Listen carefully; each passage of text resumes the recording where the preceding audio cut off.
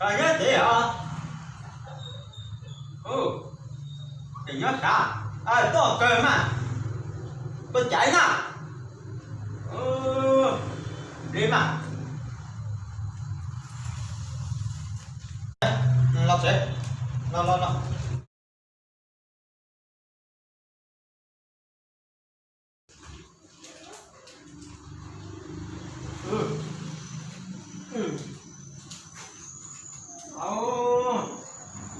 Muốn ra xin đơn đá nè, đó. Rồi chế ra rồi nó là cái nó rồi. Là cái quả ít tiền nè. Đó. Đi nè. nhà chồng này đúng rồi bởi tông tuột tròn đấy bởi tông tuột chạm cũng nó cũng mò bởi tông cũng nó chạy của con mỏ này nó con mỏ là tự này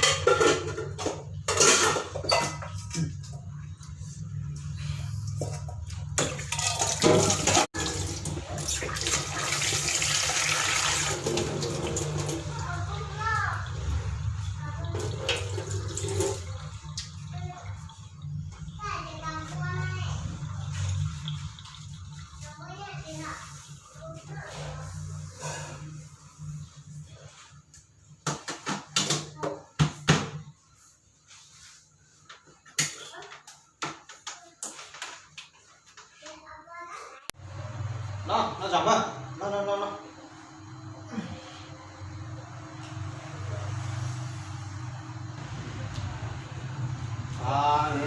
Tao là.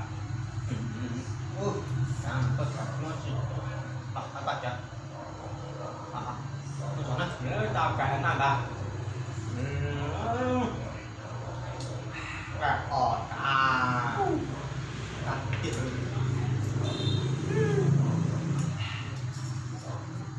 Cả cái anh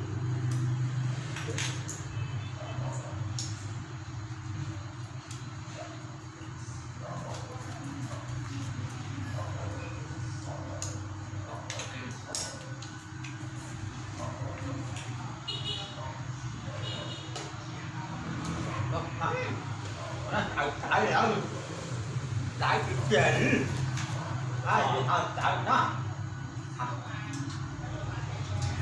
sợ là giờ nhà nè